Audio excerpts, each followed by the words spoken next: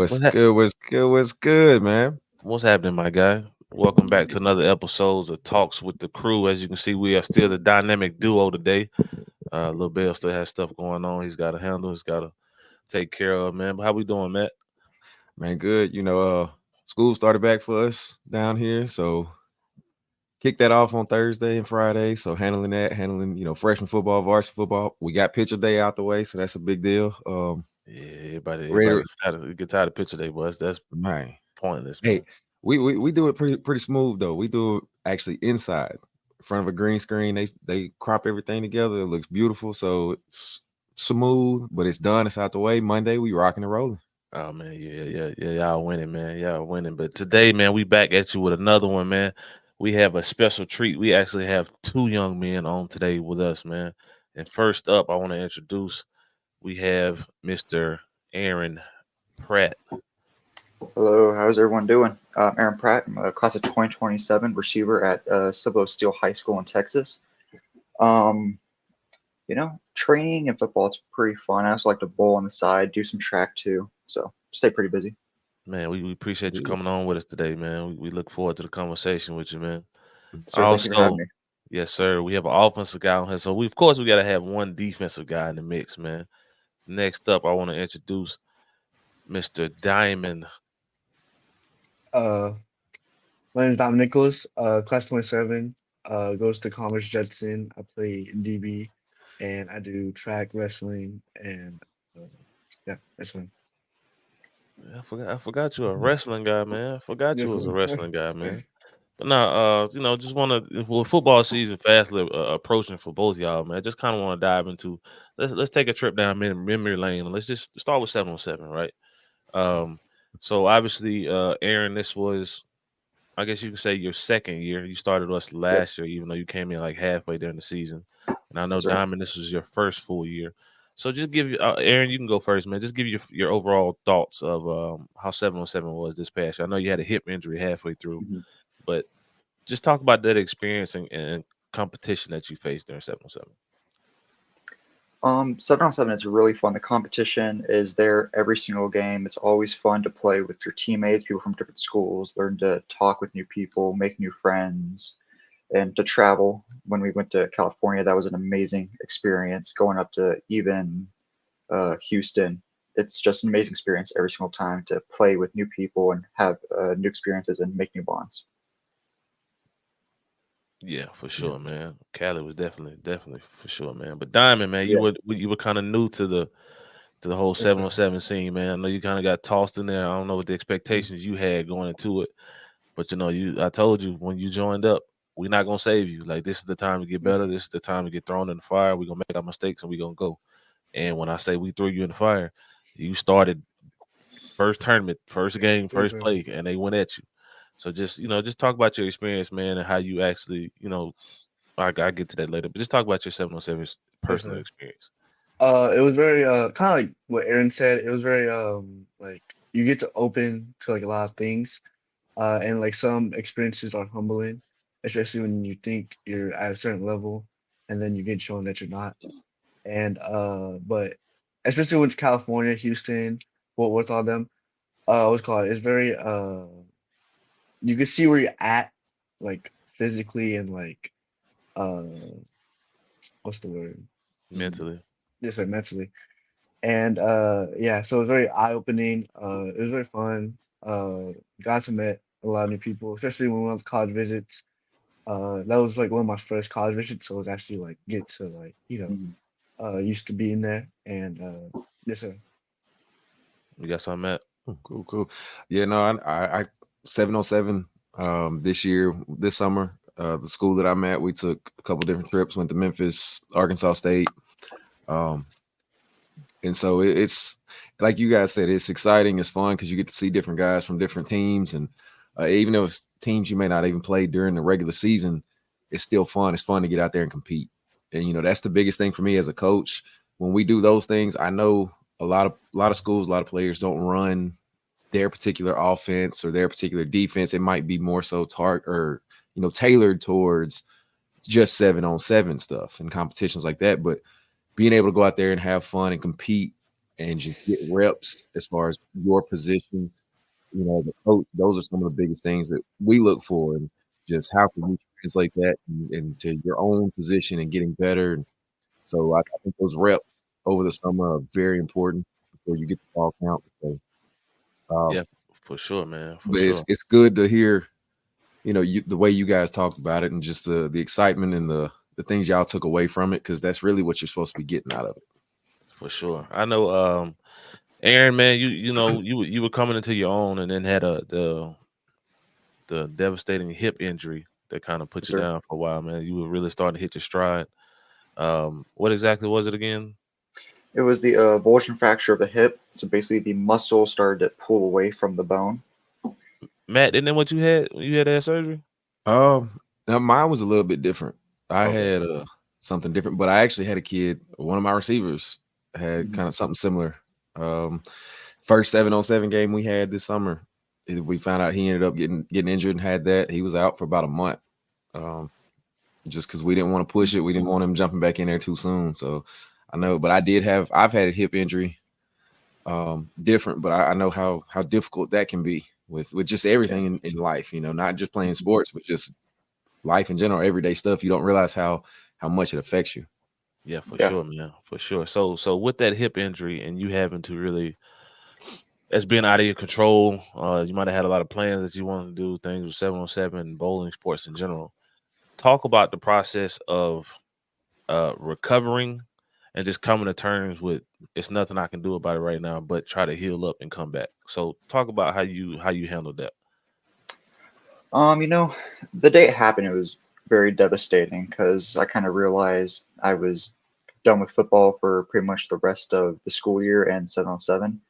So that hit pretty hard for the next week, but I just kind of rested it, went to physical training and physical therapy, and that helped it get back 2 times a week, help get back stronger and taking care of it, using your crutches, using everything, not running, not putting pressure on it, just taking time to build back up to once what was. I got you, man. I got you. So do you feel like that process helped you in a way, or?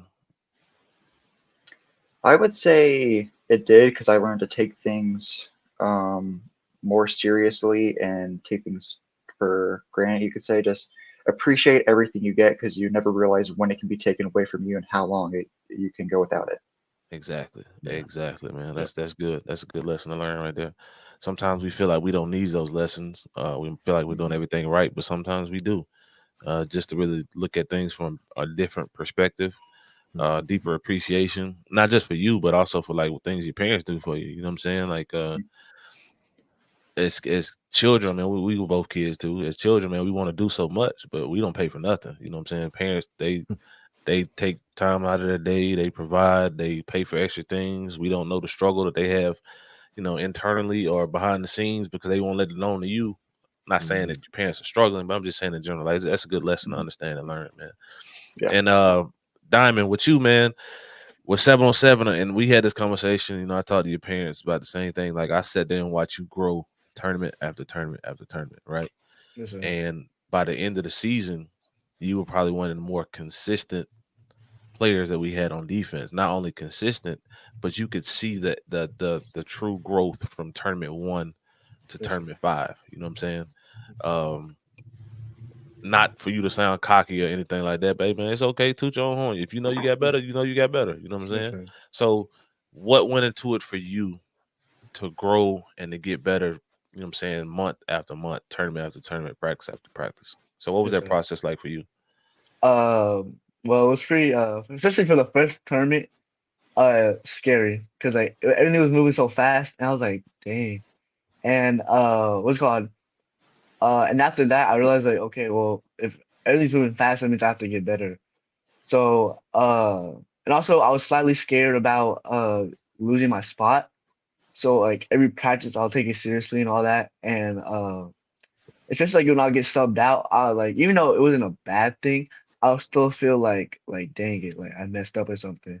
But in reality, it's probably because other kids have to get playing time.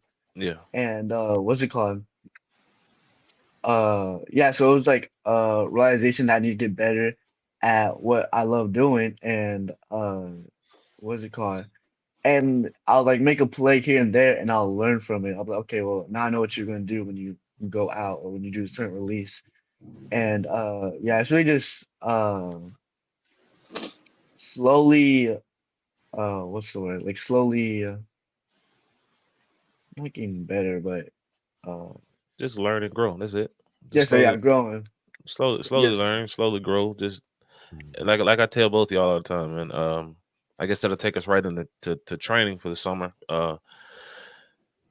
Football is a game. You'll hear it a lot, man. It's more mental than physical. You know what I'm saying? The more you Mhm. learn, the more you know, the easier things to be. Matt can attest to that. Mhm. It's a saying, y'all have heard me say it several times. I live by it. I die by it. You don't play the game, you play the drills. Because everything you do in football, everything you do in sports is a drill. It's just a bunch of drills that's put together. So the more you drill it, the more you learn, the more muscle memory you create, the easier things to be. You know what I'm saying? So, Matt, you got something for him? You got a question, anything for him? Well, all right, just real quick for both of you, I guess. Aaron, what you play receiver? You Yes, sir. more outside slot? Do you have one, or you kind of jump around to both? Most of the time I play outside, but I'm Mhm. starting to incorporate every position on the field just so I can be more versatile for my school and learning every route and know what's open. Okay, good. Yeah. That's big, and knowing each individual, because you never know when somebody's gonna go down, when you might get moved around. So that's big. Diamond. So I know you, like you said, DB. So corner, safety. What we rocking with? Corner, sir. Okay. Yes, sir. I don't know how y'all do it. I don't know if you do like a field corner, boundary corner, or if it's just you Y'all swap just side. y'all do left, right, or what? Yeah. Yes, sir. Left, Okay. right. Mm. Oh, okay. Gotcha. Ain't Okay. nothing wrong with that, man. Cool. Since we talking about the season, man, let's roll right into it. Both y'all stepping into a big situation. I don't go here. I don't care who answers first, man. But big situation. 2024 season is here. You know what I'm saying? Like everybody really gets rocking. Some people start rocking this week. Most people, everybody start rocking next week, right? Um, it's different over here in Texas than it is where Matt is when it comes to A team and B team, meaning varsity and JV. It's no guarantee that you'll be on varsity. So, what are y'all doing individually to separate yourself from the rest of these sophomores to make sure that I'm on varsity and I'm competing for a spot? I'll go. Um, what I do is I watch a lot of the older people, especially people on varsity. I look at what they do, how they do it, what they do wrong, and I just try and learn and build off of that. And especially when I was injured, I got to spend a lot of time watching our older guys and our varsity people, and I could see maybe nicks that they weren't doing that I've like, okay, if you could do that, then you'll be better and you'll learn and grow. And that helped me a lot. So just watching older guys and how they work. Same question, Diamond. So kind of what Aaron said. We have a couple of, like good DBs. One of them, Chandler. I kind of learned from him a lot. And in the beginning of the season, I'll kind of try to do my own thing, but like it didn't work. Especially because how the coaches taught it. I thought maybe I'll help, but in the end, it didn't work. So and also it's about like just learning your competition in a sense, because a lot of well, actually that go with Judson, shifty. Like the first five, it's going to be hard. I know that my competition at DB is not super competitive, but if you slip up, you're going to be Yeah, down the what's it called, depth chart. down the depth chart. Yeah, for sure, Yes, for sir. sure, for sure. So I've been trying to work on the first five and also the end of the route. And I feel like I've been definitely getting better at it, and I'm going to be way more confident going into the season. Got something for him, Matt? Yeah, that's I mean, y'all are doing the right thing though. You want to look at those guys that are upperclassmen that are there. Those starters, the varsity guys, kind of seeing what they're doing to get themselves to that point. So you kind of know the path and the route you need to take, and then you just keep busting your tail, keep working hard at your specific things, and ultimately that work's gonna pay off, and what I'm hearing and what I like is that you guys aren't necessarily saying, all right, I'm gonna do just enough to be like this guy. I'm gonna watch these guys and see what they're doing, and I'm gonna work my tail off so that I can be better. So that's really what you gotta focus on doing, and ultimately, you keep doing that, good things will happen. Yeah, for sure, man, for sure. Hey, so let's have a little friendly competition. Don't y'all play each other this year? Listen, Yes, sir. yes, sir. You get where I'm going with this, right? Mhm. Receiver Yes, sir. DB. Okay, so a one-on-one matchup. Who wins and why? What route? It don't matter the route. Aaron, one-on-one with Diamond. Who wins and why? Diane, you go first on that. So I feel like personally I'll win because I don't mean to sound like I'm doing too much. Oh, okay. Pop your stuff. Pop your stuff. That's Alright. why we on here. So- Because he gonna answer in a minute. He coming back, so that's why he let you go first. Uh, His answer coming back. So it's just like during all 7-on-7 season, also like because me and Aaron practice together, I watch like certain things he does. So like I know like okay, well, I know he's gonna break down. You know, Aaron crisp routes. He's a good like route runner. Thank you. Thank you. But what's it called? I like slowly I'm starting to pick up on little things he likes to do to like position himself to get open or to run something a certain way. So that's like I would personally win. Okay, Aaron, what's your answer for that? I gotta say the same thing as Diamond. I think I would win. As you said, thank you by the way for compliment. Great route running, but I also feel like I've worked really hard to find out what DBs look for, whether it's your eyes or hips, and I feel like I can find a way to manipulate that to make him think I'm going one way and I can turn the other way. Okay, you got something, Matt? Before I bounce back off that, That'd be interesting, man. That's gonna be real interesting when that game rolls around for sure. Especially if you guys get to get out there and compete against each other. I do like. I love that the mentality. Both of you. Nah, I'm gonna win. No, I'm gonna win. That's it. Those positions, especially the positions you guys are in, you have to have that mentality. Then it don't matter who it is, what they do. I'm gonna go out there and I'm gonna win. yeah, for sure. So I threw that question out there for a reason, right? Because obviously both of y'all train with me in the summer. Y'all are around each other a lot from 7-on-7. Y'all both train in the summer, and that was the exact answer I was looking for. Like, not only are you competing and working, but you are also looking at other players. You know what I'm saying? Aaron, you're a receiver, so you're looking at different things that DBs are doing. They're looking at footwork. You're looking at hips. You're looking at how long it takes them to break down.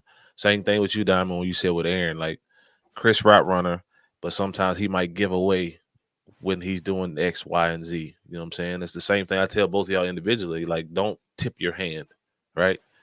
Same thing I tell you, Aaron. Like, don't just show the DB what I want to do, right? I Yep. want to manipulate him just like you just said. Diamond, I want to be able to. I don't want to look a receiver in his face because I know I've lost already. You know what I'm saying? Just little stuff like that. So that's good, man. Both y'all are growing. I think both y'all are in for a big season. Whether it be, hey, sometimes it don't work out the way you want to. Maybe it might be B team, maybe it's varsity. Who knows? But either way, as long as you attack every opportunity every day, it'll all work out the way it's supposed to in the end. You know what I'm saying? So, with that being said, man, just what are your individual goals? Dom, you can go. Who went first? Wait, Dom went first last one. Aaron, you got this one. Individual goals for this season. Let's see. Well, flashback. So for our freshman A team, I was actually the only receiver who didn't really catch a ball. I only got thrown to one time, and it was kind of overthrown. So my goal really is to kind of get my first catch and many more after that, and really help my team win, get a few touchdowns. Make big time plays, help team. Good blocks too. Can't forget that. Help the running back do what they gotta do. So really just help my team win and get better overall. Same question, Dom. Last season I feel like I didn't do enough, not only for my team but for myself. So like, I want to just make more plays, especially like picks and all that. Because like there's been a couple of times where I knew if I was been in that position, I would have got a pick or a pass deflection or something like that. And it kind of like stuck with me. It kind of was like I actually don't want no regrets at the end of the season. I want to be like at the end, I'm like, yeah, I did that, or something like that. Yes, sir. But that's one of my goals. That makes sense. This makes sense, man. So bowling and wrestling, right? Let's step away from football for a second. Bowling and wrestling. Let's talk about those for a second, man. We all like to bowl for fun, right? But I'm nowhere near a competitive bowler. Um, I can give you about a game and a half because my shoulder's gonna get tired. I ain't got time for that. I just want to sit down and eat my little nachos and pizza and call it a day, you know. So, where did the love and passion of bowling come from? I'd say it all started. I was fifth grade. My parents, they did a Friday night league up at Randolph Air Force Base, and I would just go get a lane and bowl for fun. And when COVID hit, I didn't really have a lot of sports to do, but the bowling alley was open, so I kind of picked that up a little bit. Went with my parents, had fun. Then I was like, you know what if I start getting a bit more competitive into this? Because I saw how people could hook the ball. I'm like, oh, that's cool. So let's learn how to do that. My parents taught me pretty much everything I know, so they've helped me a lot in bowling. And then competitiveness started to arise, and game after game, we tried to beat each other, and new best started to set in, and yeah, just having fun and competing with them. Gotcha. Okay. Now let's talk about this wrestling, Diamond. I've come to know that this is like a family thing. Yes, sir. So not only you, but your older sister, your younger sister. I think your dad was a wrestler too. So was it something that you love to do, or you just kind of forced into it and then just kind of fell in love with it? I feel like, cause like when my sister used to wrestle, I used to go to her practice and just watch. And the coach saw me. He was like, "You want to try?" I was like, "Sure." Like, why not? If I don't like it, I can always leave, right? And like slowly, slowly, I was like, "Yo, okay, like this is something that could help me in football, especially the physical part of it." So, yeah, and I slowly like, started slamming people. I was like, "Okay, this is kind of fun. I like doing this." And what's it called? So yeah, and that's helped me in football, especially because I wasn't a good tackler really. So usually in wrestling you have to get low to get someone, and in football I would just get low and it would help. So what's it called? Yeah, so wrestling has definitely helped me, and I'm kind of striving to beat my sister because she almost went to state, and I can't be the only one in the family that doesn't go to state, right? So I was like, okay, I need to get there. So, what's it called?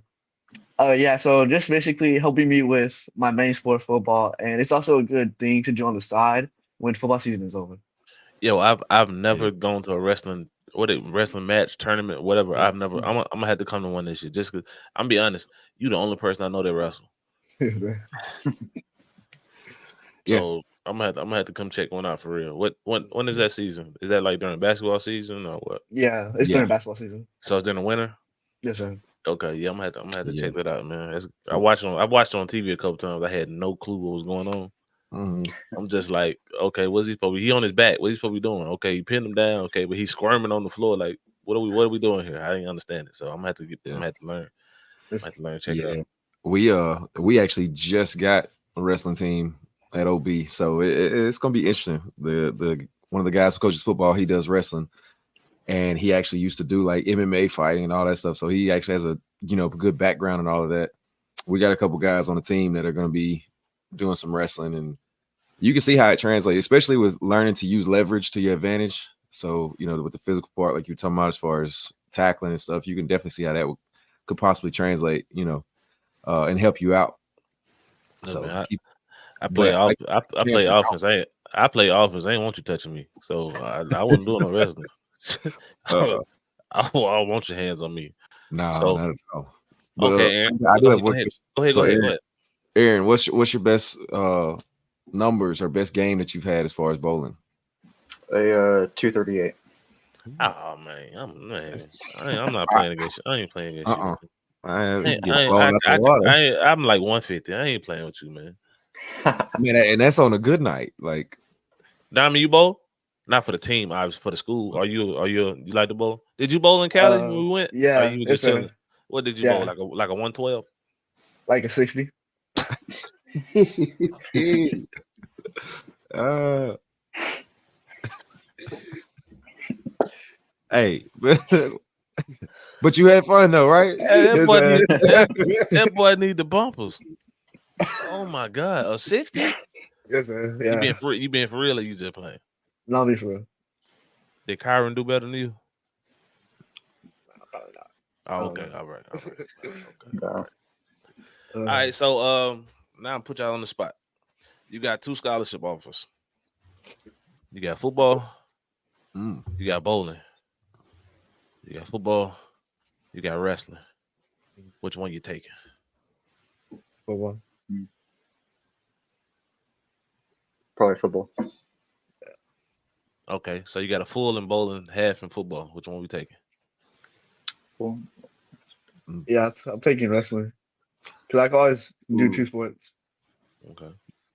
I probably will take bowling because it's something you can just do for most of your life. Where football, you gotta stop at a certain time. Yes, sir. Take whichever one is free. You hear me? Take Yep. whichever one is free. You got anything for him, Matt? No, you said the right thing. They gonna pay all your college. Take that. Yeah, for sure, Yeah. man, for sure. So let's go backwards to the summer training, man. I know the weather's been kind of crazy. Missed some days, but stuff here and there, man. So, what were your overall individual goals going into the summer, and do you feel like you've accomplished them to this point? I'd say my goal going into summer was really just getting back to where I was after my injury, and even beyond that to even get better than I was after my injury, which I have accomplished thanks to the just training I've had throughout all the summer. You know, day in, day out, always got to work, rest. You got to have your rest days, get your body relaxed, but got to train, get back to where you were. What about you, Dom? Uh, it's kind of what Aaron said because I got sick like real bad and I went down like a lot of weight and well like weight plays a big factor in especially football and wrestling. So I'm really trying to get there and past it so I could because you can't beat someone that's stronger than you. Or you can, but it's gonna be hard. So that's what I'm trying So, to get to. so what's your height and weight right now? I'm 5'10" and a half and I'm 130. And I was like 137-ish. So that's it. Okay. What's your height and weight, Aaron? 5'11", 160 about. I've gone about 15 pounds since summer started. You put on some muscle for sure, man. That's good stuff, man. You got something for him, Matt? Man, that's good size though, really for your positions, especially where you are right now, like age wise. Just keep working, and me and Cam both know the off season is really where you win the games at. Putting in that work, that's how you win the positions. That's how you win your spots, because you're setting yourself up for a long season. We all know football is a long, grueling season, Especially here in Texas, boy. They roll to Yeah. December. If you make it to state, Yeah. that's the week before. It's the week before Christmas. You know what I'm saying? right. So y'all probably have a full month more of football than what we have in Mississippi. So it's that much longer for y'all. It's a long season for us. So to get through that season, to be successful and healthy all throughout that season, summer definitely plays a huge role. Those summer workouts. So man, just keep training, keep doing what you're doing, and keep trying to get better, because as long as you have that mentality that, all right, I've got to get better, you keep pushing yourself, then you will get better. And that those workouts are definitely going to help you sustain all throughout the regular season. So Yes, sir. So I got one more question for both of y'all, man. So y'all at the age now, are really trying to find your identity as a player, as a student of the game. So who is someone that, it can be a college player, it can be a professional, doesn't matter. Someone that you really admire and look up to and try to pattern your game after. Well, I'll go. But for me, it's Patrick Sultan for the Broncos. He's a DB, Mm-hmm. and his coverage is like very like top tier. Like he's one of the best. And I try to like look at certain things, and I just try to like copy him completely, but then it wasn't going with my style of like trying to press and all that. So I just try to take like little stuff to add to my arsenal and all that. And yeah, so he's like one of the big ones. I used to like I still watch now, but I used to watch. And a couple of college guys that I watch now. Who are the college guys? Just wondering. I have to look him up, but I thought I'll let you know. I got you. Who you got, Aaron? For me, it's probably Adam Thielen for the Panthers. He's a very solid route runner, amazing hands. He didn't come in the league as one of the best guys or the most sought out, kind of been an underdog, had to work his way up there. So hard work, keep your head down. I try to, model him, just work, have good hands, good routes, always be there, be like the safety net for your team. If they need you, I'm there type of person. That's who I try to be. Yes, sir. Nothing wrong with that, man. Nothing wrong with that. Well, fellas, we appreciate y'all joining us today, man. On this wonderful Saturday afternoon. Well, is it afternoon yet? What time is it? Well, it's noon exactly now. Yeah. I know y'all could be doing anything else, man, but look forward to following y'all this season. Of course, look forward to talking to you more during the season. I know, Aaron, we still got some training to get in. Yes, sir. Diamond, you still got a couple more days to get in also. But other than that, man, good luck in 2024. We'll definitely be following you, man. We appreciate y'all joining us today. Matt, you got something for him? Just like what Cam was saying, man, appreciate y'all coming on. It's Saturday. I know honestly when I was y'all's age on a Saturday, I'm gonna be on the sticks. I'm gonna be outside doing something. I wasn't thinking podcast, talking ball, but so that's good. That kind of shows where your head is at, where your mentality is at as far as the game of football goes. So again, appreciate y'all coming on with us. Yes, sir. Thank you for having us. Yes, sir.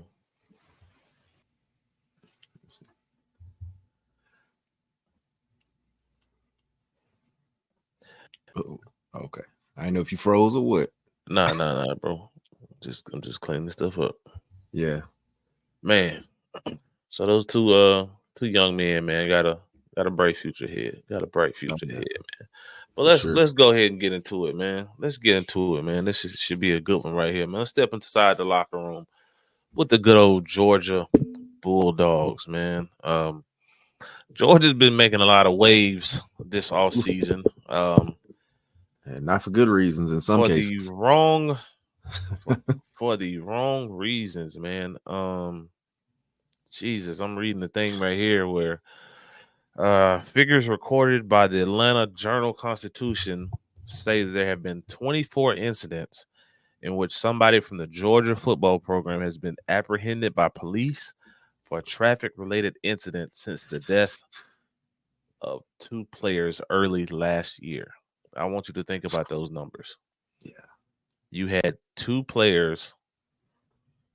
Well, no, it wasn't even 2 players. It was 1 player and a assistant, a recruiting young lady died in a I think I could be wrong. Charged in my head, not my heart, but they were saying they were racing, lost control, and that caused that incident.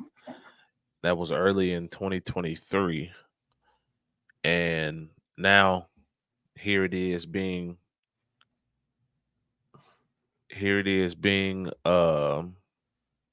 August now, and you're looking at 24 arrests in a span of, let's just say 50. Well, let's just say we can just say 18 months. 24 traffic related arrests. Not to mention, there was just a recent arrest with a certain player, Mr. Ra Thomas, who for the second time was arrested for basically kind of like child abuse. For the second time. Happened last year when he first got to Georgia, and happened again this year, and he was just kicked off the team. Yep. So it's a lot happening for a program that's on the rise and that's made a name for itself. It's a lot happening outside of the locker room and field Mhm. that should not be happening. It's kind of starting to put a stain on the legacy of Kirby, man. If we're being honest about it, because it's starting to look like he doesn't have any control, or it's starting to look like he'll put up with anything just to win a ring, or Yeah. just to stay on top. You know what I'm saying? I know Nick Saban is his mentor, but I know for a fact that Nick Saban did not put up with half of this stuff. Um, Mhm. so just what's Yeah. your thoughts on Georgia right now, man? Man, it's tough. It's not really looking too good right now, just because, like you said, it brings up a lot of questions. Okay, is it that he doesn't have control? Because for a lot of people, that's going to be the first thing that they're going to say. They see all that's going on, especially 24 arrests, and you talking about you've got the perfect example of why you don't want to drive crazy, why you don't want to do this, why you don't want to do that. So, what's really going on with these players? What's going on? Is there something going on with the coaching staff to where they just, they have no control? Yeah, Oblivious, or trying to act oblivious to it. right. And then, or is it that, like you said, he's letting any and everything slide for the most part, at least, Ooh, bless you. But is he letting it slide just so he can possibly win another ring? Which I know when Saban was at Bama, um, throughout the years, there were instances where he would bring kids back or let them stay on the team after they had certain violations or whatever. And one of the things that I liked that he did was he looked at everybody and he said, all right, look, yes, what they did was bad. They made a mistake, but we're talking about 18, 19-year-old kids. Mm-hmm. And them being with us, we can help them become better young men more than if we kick them off the team, then they have nothing left. So for a lot of those guys, I wonder, but then again, we're talking about maybe one or two guys a year. We're not talking about 24 in a year. Right, So right. that's a wild number, man. Like, I don't know Right. how you justify that. Right. So that it becomes a thing of like, what number is the magic number that's gonna make you really put your foot down? You know what I'm saying? Like, how much more is it gonna take? Like you said, one or two. I know we don't want to harp on Alabama and Nick Saban, but if that's who Kirby's aspiring to be, I'm not saying that he is, but that was his mentor. Obviously, he was with Saban, with LSU, he was with Saban with the Dolphins. You know what I'm saying? He's with Saban back at Bama. So you spend a lot of time with the quote unquote GOAT. You see how to run things, man. So it's just like, how much is enough? Like, when is enough? Like, when are we gonna? Right. When are you gonna cut it off and really put your foot down and say enough is enough? We're gonna be as strict as we have to be because this is getting ridiculous. Right. Like, I hate it for the young man, Robert Thomas, but at the end of the day, I mean, this is decisions you made, and now you're showing a pattern here with it being basically the exact same charge 2 years in a row. Yeah. So maybe that'll be the example that they need. I think it was another young man who was kicked off for like numerous speeding tickets. Dude was going, I think the last one he was going like 96 and 45 or something like that, man. It's just ridiculous. Wild.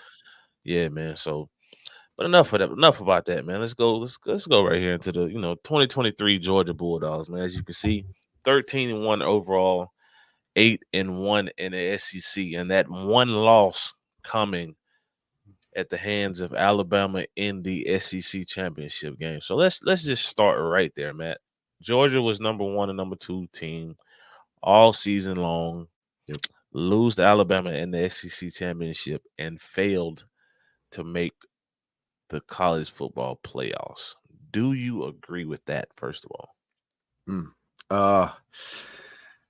Me personally, I will. I know a lot of people won't like this just because of the implication that it brings of possibly at that point with 4 teams having 2 SEC teams in there.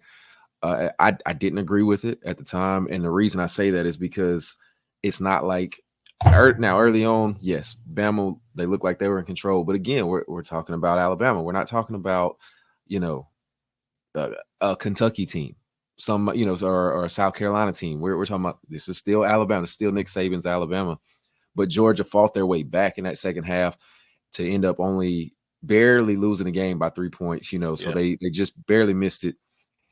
Now, granted, a loss is a loss, but that's your one blemish the whole season. You lose by 3 points to arguably, again, one of the best teams in college football. I think it's hard to say. It's hard to say that Georgia last year was not one of the top 4 teams in the country. So, it's tough seeing that they didn't make it in there. I think that's one of the reasons that they really pushed to open up I guess the college football tournament, I guess if you want to call it that now. Yeah. I think that's one of the reasons you start looking at that and you see these other teams that are like, these are probably one of the top 4 teams in the nation, but because of something like this, they weren't put in. Yeah. So, well, it was crazy, man, because you had to put Michigan and yeah, Washington in. had, They were undefeated. They had to go. right. And then Texas. Then it fell to that 3 of the 1-loss teams with Texas, Georgia, and Alabama. It's just It was Bama's like a got the head triangle, to head. man. Bama lost to Texas. Mhm. Texas at the time, their lone loss was to Oklahoma. So everybody was like, "Oh well, Texas lost the sorry Oklahoma team." Yeah, but Texas went into Tuscaloosa and beat Alabama And if in you put Bama Tuscaloosa. in there, Right. you can't, And not because the SEC has this prominent name and it's supposed to be the best of the best in college football, it's no Yes. way that they were not going to put the SEC champion in. Exactly.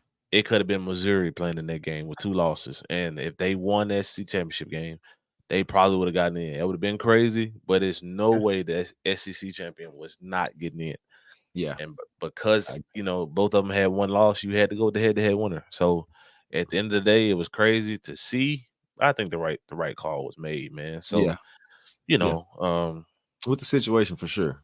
Yeah, most definitely, man. But going into this year, of course, we have head coach Kirby Smart. This is his 9th season. Doesn't seem like it's been that many, but when you think about it, it kind of has. 94-16 overall record, and it's all been at Georgia. Just speak on Kirby as a coach, man. Outside, let's leave the off the field stuff alone. Just Kirby as a coach and the job he's done at Georgia. What do you think? Man, he's done a phenomenal job. He walked into a situation where Georgia is one of those storied programs with a lot of great tradition. You look at the coaches like Mark Richt and things he was able to accomplish there. And so there's anybody who takes that job, there's very, very high expectations, which I think moving forward with the Alabama job, with Saban being on, there's going to be very high expectations for that coach. I think Kirby at Georgia, he's done a phenomenal job, man. When he came in, obviously, first year had his ups and downs, bumps and bruises.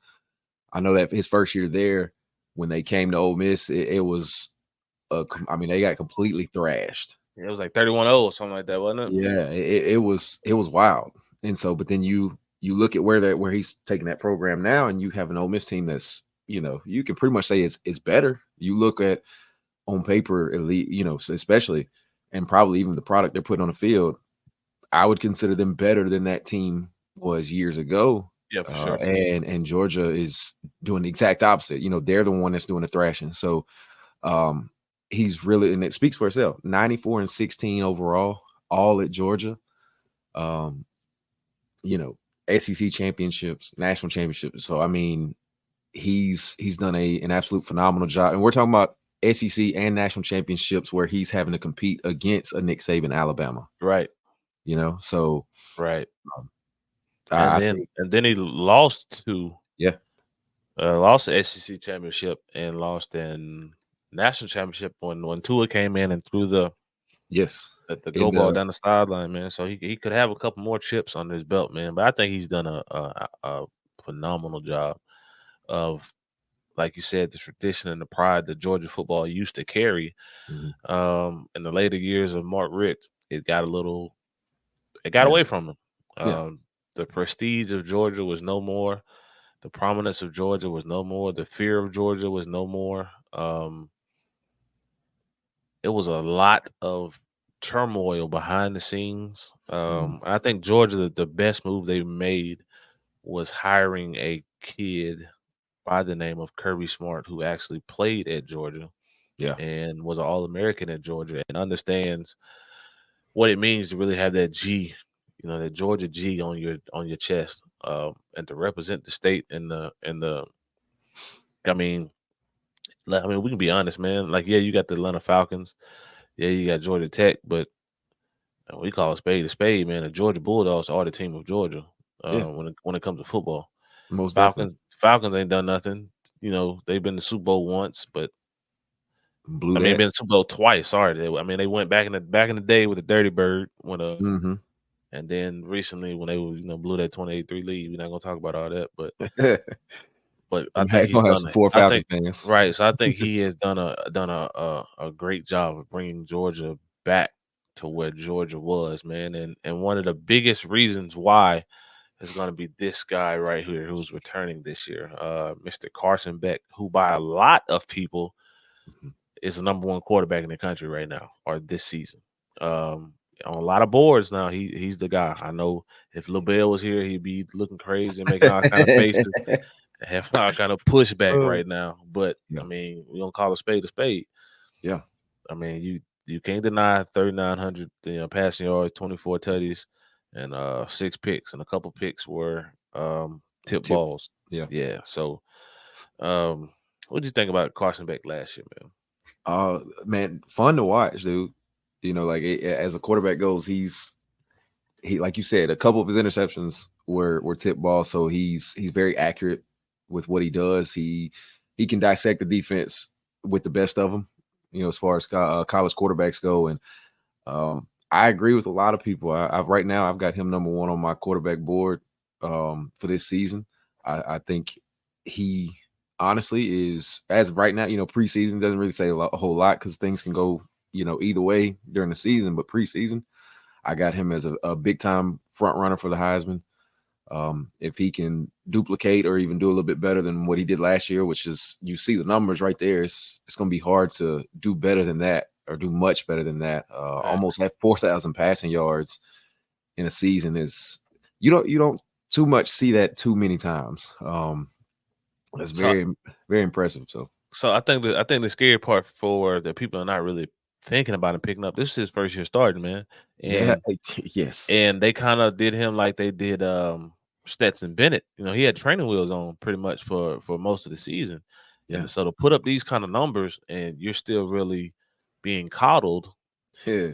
Like even though the offense, what I'm saying, you know all this, but they're handing you the keys to a Lambo. You know what I'm saying? Like, right. So they're gonna make sure you don't mess up this Bugatti or whatever you want to call it.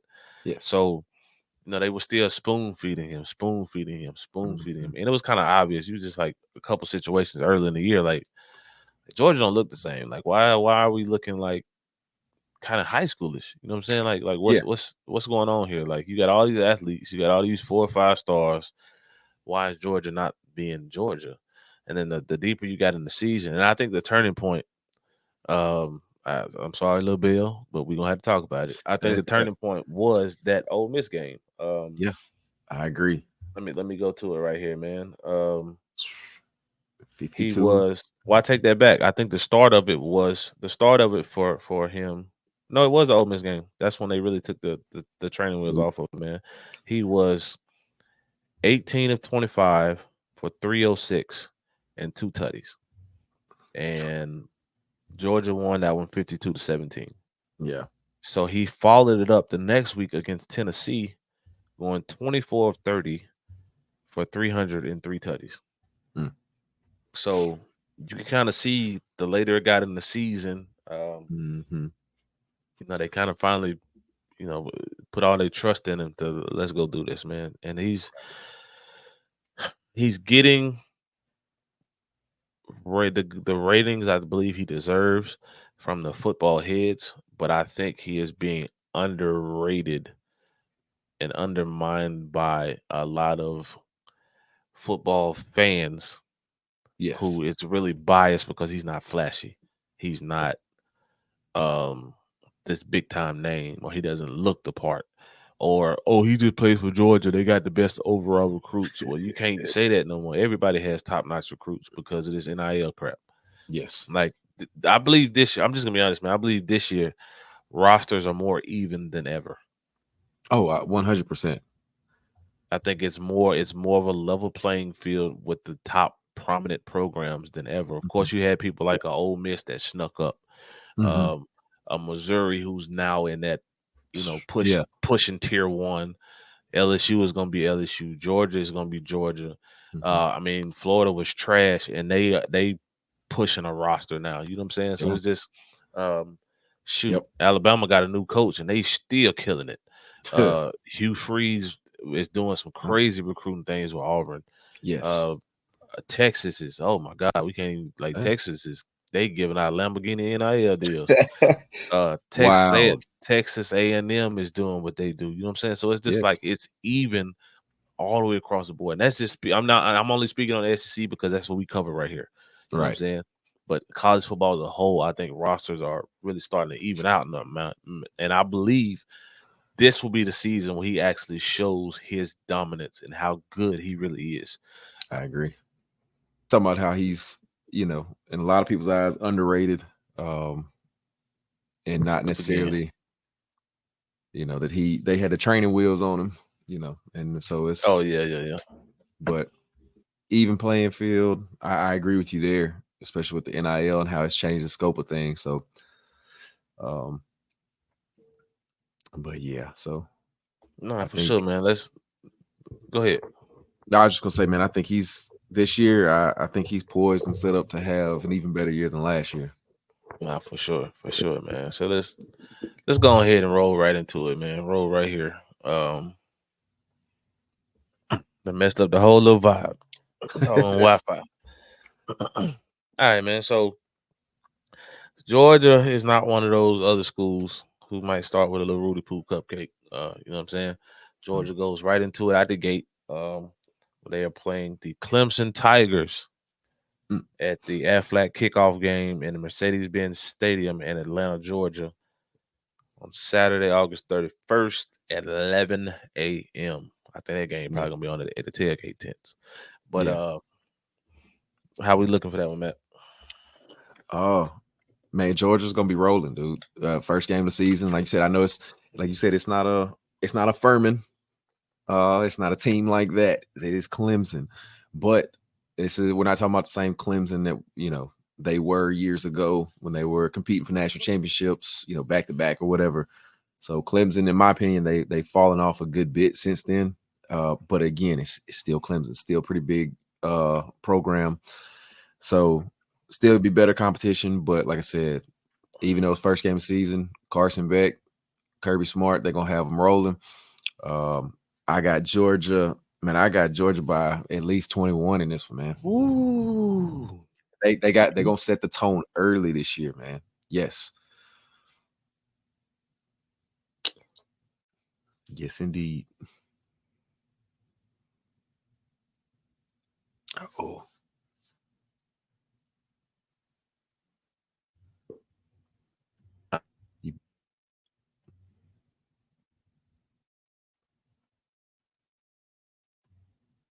I think we're having some more issues with the internet.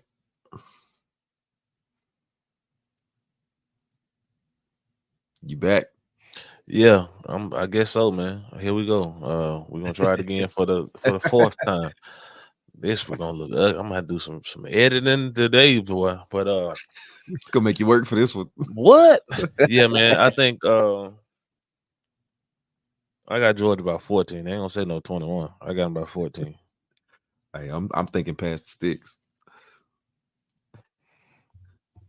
You thinking past the sticks? That's what I'm thinking, man. They got to set the tone early. They coming off a year where they wanted to win the SEC, play for national championship, didn't get it. It could be ugly for some teams for Georgia this year. Yeah, for sure. I ain't gonna lie. It could be, but I don't think Clemson gonna be one of them. So after that, they got Cupcake. They go home for the first home game of the season. They playing the Tennessee Tech Golden Eagles. Yeah, I don't think we need to talk about that one. Nah, not at all. Yeah, Georgia by 50. 50. As you like After to say, Georgia by homicide. Yeah, quick, easy, homicide.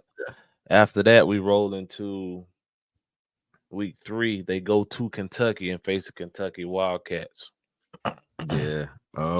First real road game, first SEC game of the season.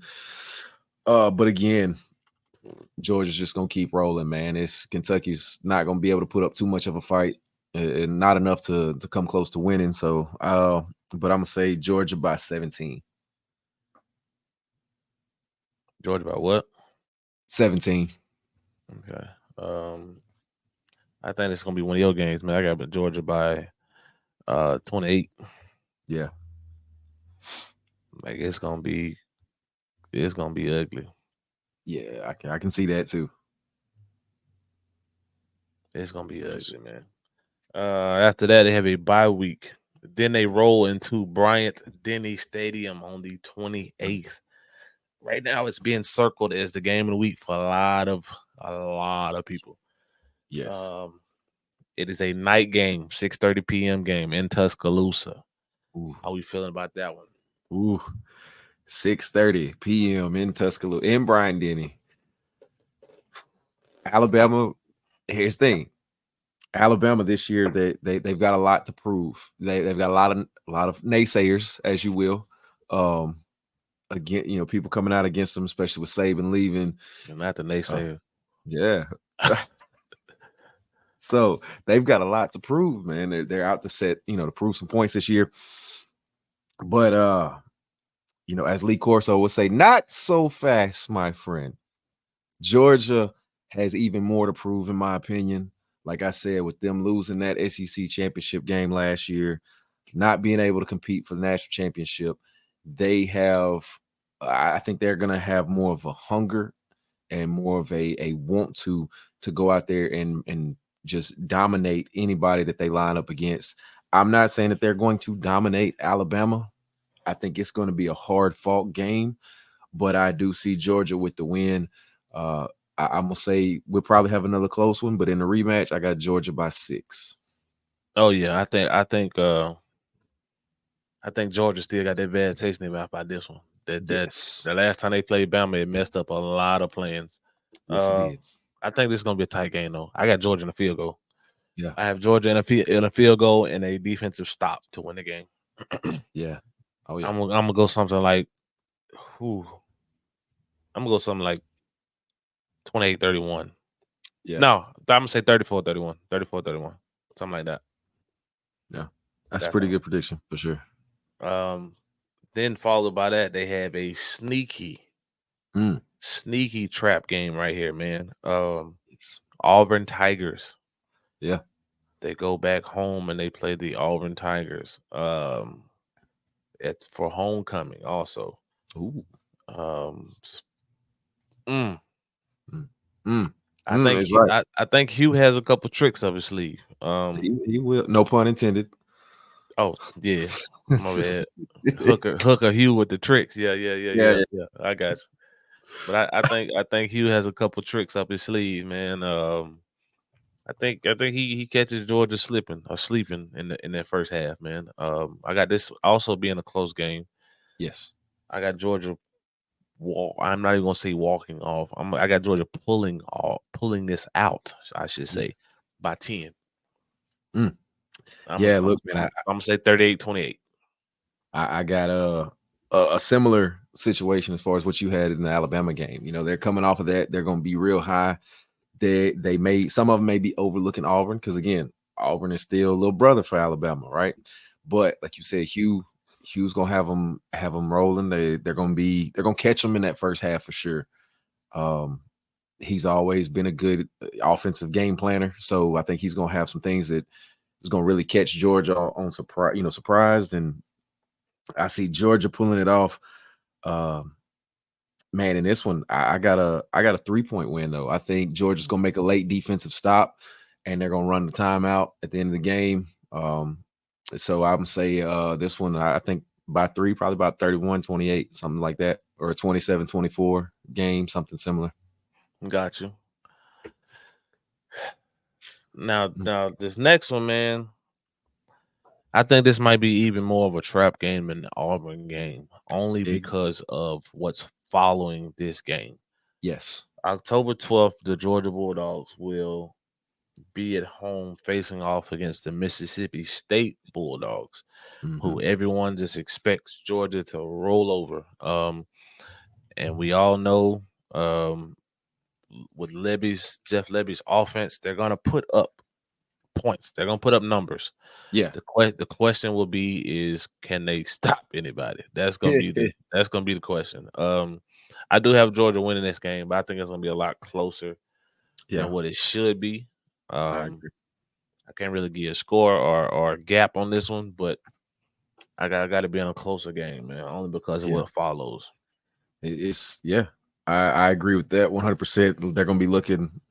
They know after beating Bama that Texas is that next big opponent up as far as SEC title contention and national championship contention. So I think they're really they're gonna be looking forward to that one, but not to the point to where they can't get past Mississippi State coming into Georgia. Playing between the hedges, I think it is going to be a dogfight because, like you said, Levy's going to be able to put up some points for sure. But got Georgia in this one. I'm gonna say Georgia by 10. I got you, man. So after that, man, we probably got another national game of the week for the Georgia Bulldogs, man. They make their first trip to Austin, Texas, into DKR Memorial Stadium, facing off with the Texas Longhorns. Right now, it's at I believe that's a flex schedule. Yeah. It could be anywhere from 2:30 to 7:00, depending on TV, what TV picks it up. My guess would it be in Texas in a night game in the SEC, it'll probably be a 6 or 7:00 Yeah. ESPN. ESPN or ABC game, something like that. I got it being a night game. I can see college game day being here, depending on who else is playing. I don't know who else is playing the day in the country. Yeah. Yeah, man. You're talking about two teams. Go ahead. Yeah, Well, I mean, you're talking about possibly two undefeated top dogs in the SEC and in the nation right now.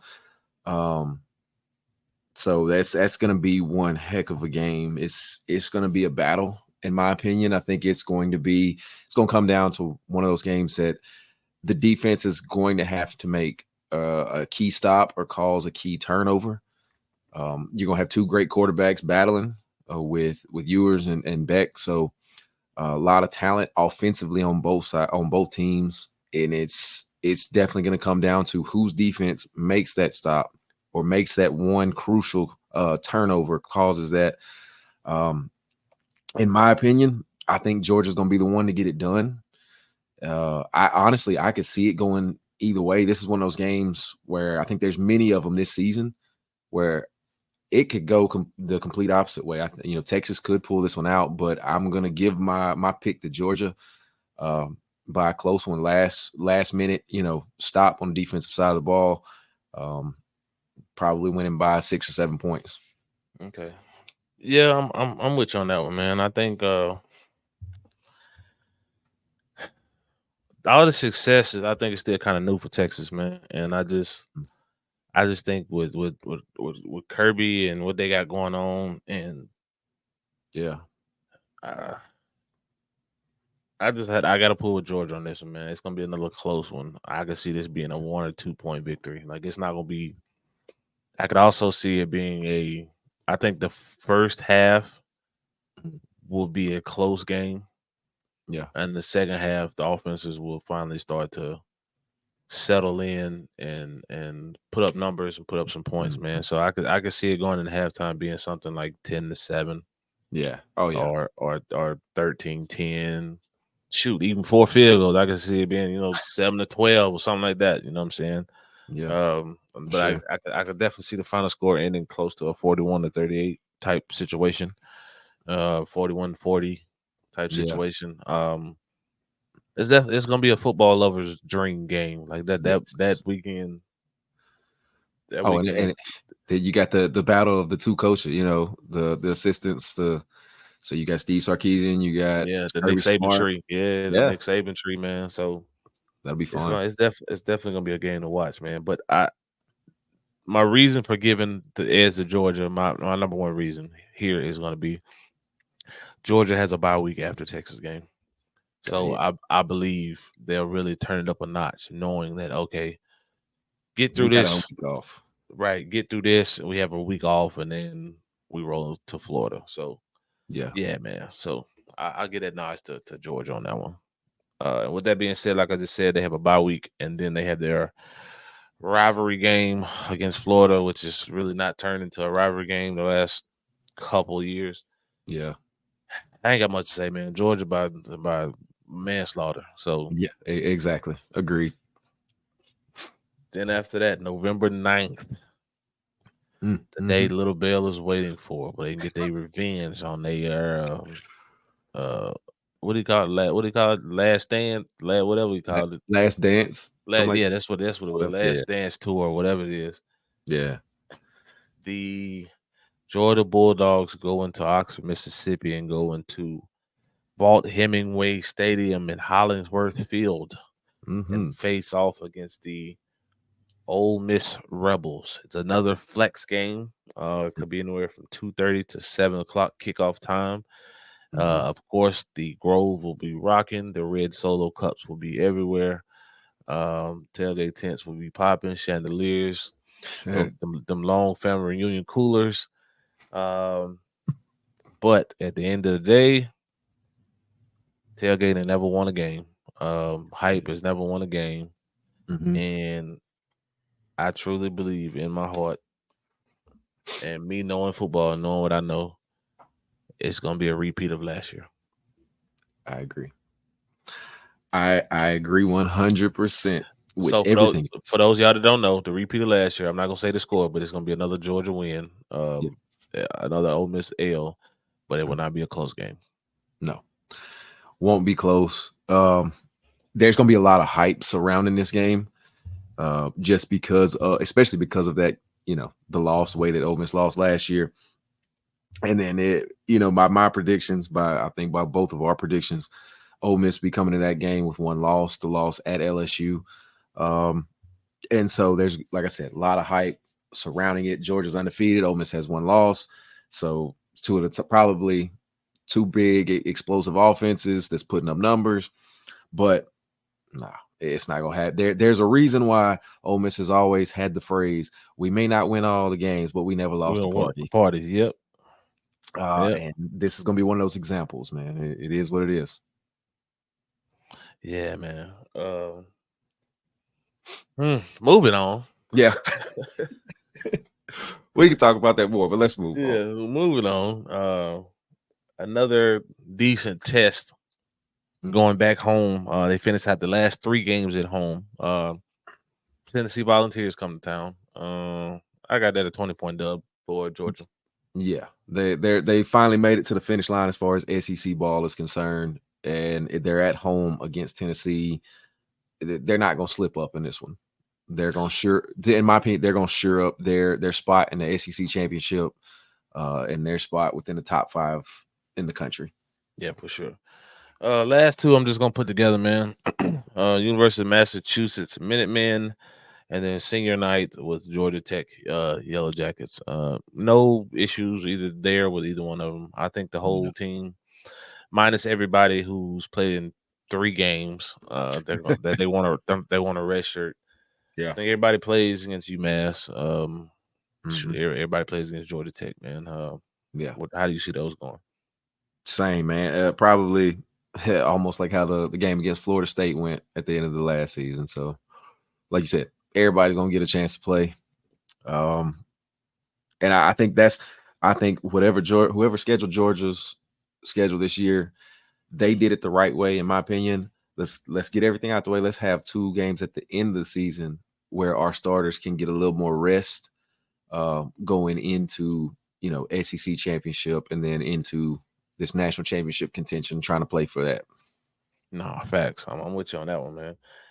And this is probably one of the schools who can have this on the bottom of the schedule. December 7th is the SEC championship game.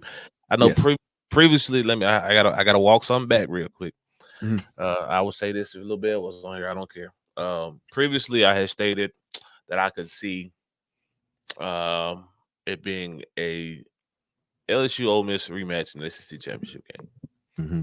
But upon further research and thinking and just watching ball and camps and roster turnovers and everything of that nature, I'm gonna have to go with SEC championship game looking like it's either gonna be a Texas Georgia rematch Mm-hmm. or LSU Georgia in the SEC championship game. Yeah. What you think about that, man? I agree. My initial gut reaction looking at, like you said, just returning rosters, camps, the way things have gone in the spring, the way things are shaping up right now, the way the schedules are set up. I can my initial, I guess, my initial prediction, excuse me, is Georgia LSU in the SEC championship. Right now, those are the two that I have going that can, in my opinion, have a strong chance of going undefeated this season. And obviously, I'm a little bit biased on one of the other ones. I hope it goes that way, but I can also see a Texas Georgia rematch. I can see Texas going into the end of the year with one loss. I don't see Ole Miss squeaking into the SEC championship simply because I think they're going to have two losses. I think for sure they're going to have the loss at LSU. I think they're going to have the loss at Georgia or with Georgia, and there's still a potential that they could pull an Ole Miss move and slip up and lose another one. Same thing with Alabama. I just don't. I see Alabama winning 9 this year, so I don't see them getting in. But there is the potential for a lot of teams to have just one loss. I know we've talked about that on a previous show, but the one loss teams that I probably would see getting in there would be a Texas, because you're gonna have Texas with one loss to Georgia, potentially. And it's kind of hard especially if LSU doesn't go undefeated. It would be hard to say, all right, why we can't put Georgia and Texas again in a rematch. That would be hard not to do that if that's Texas' only loss. So, Yeah, but I definitely agree with you on those. I'm with you on that, man. I think it's gonna be definitely think it's gonna be an interesting the season, man. A lot of people's schedules are set up for success. Yes. It's just a matter of do the chips fall in the right place. Yeah. Who Does can the stay ball healthy? right? Does the ball Right. bounce their way? Like that's gonna be the biggest thing. Having the healthiest camp. I mean, that's the start of it, man. Every year we hear one or two teams losing a major guy. So we know it's gonna be somebody, but who's it right. gonna be? Right. So say what you say, man. I'm gonna roll right into that, man. So what's your thoughts on state fans putting out on that message board that bogus, I guess you can just call it wishing ill will on Jackson Dart, Ole Miss's quarterback, of saying he tore his ACL in like the first or second day of practice, man. What's your thoughts on that? Man, I understand how deep the rivalry goes in that game between those two schools, but at the same time, there are certain things that you leave alone. In my opinion, that's just bad taste. Anytime a school does that, or like fans, excuse me, not the school, but fans do that, that's just in bad taste. It's one thing to be competitive. It's one thing to boost up the rivalry and all of that stuff. But, wishing any kind of ill will towards someone who's still a kid, you know what I mean? That's just that's distasteful on anybody's part. And at the same time, it's also asking for that to be returned back to you. Right. You putting that bad juju out there in the air. Right. Don't be shocked when it comes back around to bite you. So, like it's just never been that deep. Like okay, I'm not even gonna call it a friendly rivalry because it's a rivalry, but like who you like, talk with, you know what I'm saying? Talk to these people, say what you say, but don't wish that on nobody, man. Like that's right. Especially for somebody that has, like, this season means the world to their future.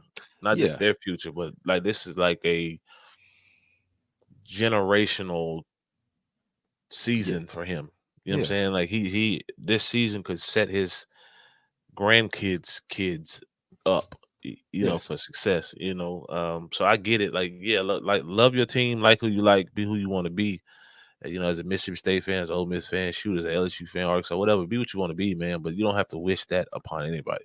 No. Like I don't ever, especially me playing at that level, man. Like I know the work and the grind and the stuff it takes just to get to the point of being able to start fall camp.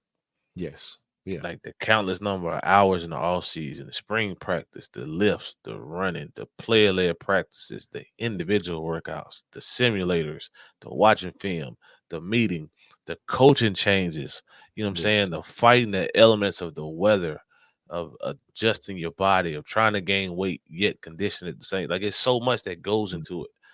And for somebody to put that out there just to be malicious, Yeah. yeah, they don't really sit well with me, man. And I don't It don't. like. And we both know what it is, man. It's these keyboard warriors, these Twitter fingers. Yeah. They're real tough behind a computer screen with the Twitter fingers and all of that. But in real life, we both know that the person who wrote that in a heartbeat is going to cower down in front of anybody that's on that Ole Miss squad. And not a tough, probably not even a tough person in real life. But once they get on a computer, I'm gonna say this, I'm gonna say that. Like this, that's kind of the way our society has started to shape itself, and it's pretty sad to see because you see it in all these different facets. And but like you said, the stuff that you personally had to put in because you've been there. Now imagine the extra stuff that's thrown on to these kids now with all the NIL deal Right. stuff. It's so different now, man. And I don't know, man. It's just to me, it's they out of pocket for that. Yeah, most definitely. They out of pocket for that. And not only that, but man, now you do something like that and you're setting your team up for when that game does roll around. Ain't nobody calling the dogs off. So you're giving more fuel to the fire for Ole Miss to actually come out there and say, I mean, during the Egg Bowl to be like, all right, you remember what they did? Remember what they said? All right, we finna turn it up. We're not finna turn it down at all. Facts. I'm gonna let Jackson Dart throw for Selma on y'all.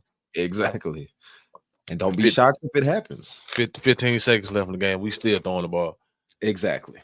So yeah, man, I'm right there with you, man. But man, good conversation today. Yes. That's our apologies on the technical issues on our end, man. Hopefully we get that cleared up. We get that cleared up soon. You know what I'm saying? But we appreciate everybody joining us today, man. Other than that, man, take us out, Matt. Yeah. So again, talked with the crew.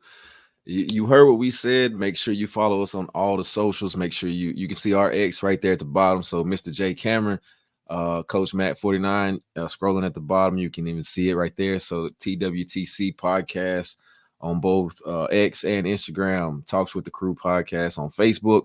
Make sure you like, follow, share, comment on the videos. Yes, Also, guys, if y'all have anything for us, questions, remarks that you want us to address, send that to us. Comment on one of these social medias or on the YouTube page, and let us know some things that you might want us to talk about or dive deeper into. All right. That's kind of what we like, that engagement. So make sure y'all are doing that for us. Yes, sir. And with that being said, man, we also the fan engagement. We gonna start turning it up a notch, man. The closer we get into the season, we're gonna start do some live streams. Let fans actually come on, join the show, and just join the topics, man. We're gonna talk about what we talk about. We're gonna keep it clean, keep it fun, but we're gonna talk. So we gotta have our fan interaction, man. Just appreciate y'all for tuning in every week. Getting closer to the season, everybody's starting to get that itch. Everybody's starting to get that twitch in the finger palm, starting to sweat. Grass starting to smell a little different. Yes. We officially in August. NFL had a preseason game this past Thursday. Georgia high school just had scrimmages, yesterday. I mean, hey, we here. We made it, man. It's August. We here. It's finally here. It's finally here, man. You got week 0 kicking off college football in 2 weeks, followed by the regular season on August 29th, man. So we gonna turn it up a notch, man. With talks with the crew. We appreciate everybody, like you said. We appreciate everybody tuning in every week. Mm-hmm. And with that said, you heard what I said, and we